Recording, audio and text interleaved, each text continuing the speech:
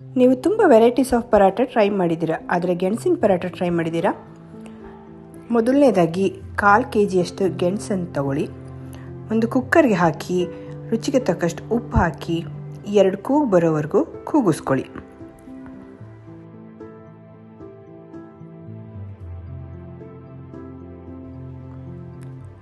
ಈಗ ಇದು ಬೆಂದಿದೆ.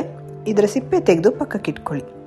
ಒಂದು ಬೌಲ್ಗೆ ಸಿಪ್ಪೆ ತೆಗೆದ ಗೆಣಸನ್ನು ಹಾಕಿ ಚೆನ್ನಾಗಿ ಸ್ಮ್ಯಾಶ್ ಮಾಡ್ಕೊಳ್ಳಿ.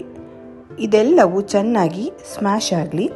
ಸ್ಮ್ಯಾಶ್ ಆದ ನಂತರ ಇದಕ್ಕೆ ಸ್ವಲ್ಪ ಅಜ್ವಾಯಿನ ಹಾಕಿ, ಅರ್ಧ ಸ್ಪೂನ್ನಷ್ಟು ಖಾರದ ಪುಡಿ, 1/4 ಸ್ಪೂನ್ನಷ್ಟು ಅರಿಶಿನ ಪುಡಿ, ಸ್ವಲ್ಪ ಉಪ್ಪು, ಸ್ವಲ್ಪ ಕೊತ್ತಂಬರಿ, ಅರ್ಧ ಕಪ್ನಷ್ಟು ಮೆಂತ್ಯ ಹಾಕಿ, 2 ಕಪ್ ಗೋಧಿ ಹಿಟ್ಟು ಹಾಕಿ, ಮತ್ತು ಸ್ವಲ್ಪ ಉಪ್ಪು ಹಾಕ್ಕೊಳ್ಳಿ.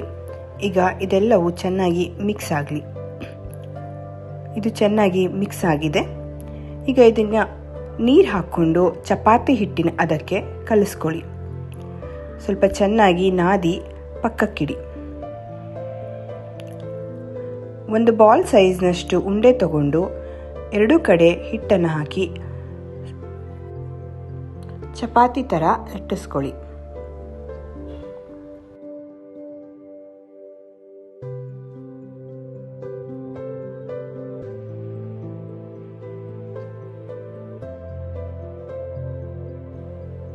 ಈಗ ಕಾದ ಹಂಚ್ ಮೇಲೆ ಹಾಕಿ 2 ಕಡೆ ಚೆನ್ನಾಗಿ ಬೇಯಿಸ್ಕೊಳ್ಳಿ. ನೀವು ತುಪ್ಪ ಅಥವಾ ಎಣ್ಣೆ ಹಾಕಿ ಸಹ ಬೇಯಿಸ್ಕೋಬಹುದು.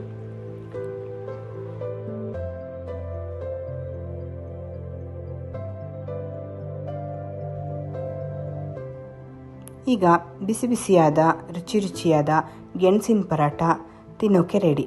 ಈ ರೆಸಿಪಿ ಟ್ರೈ ಮಾಡಿ ಹೇಗೆ ಬಂತು ಅಂತ ಹೇಳಿ. Thank you.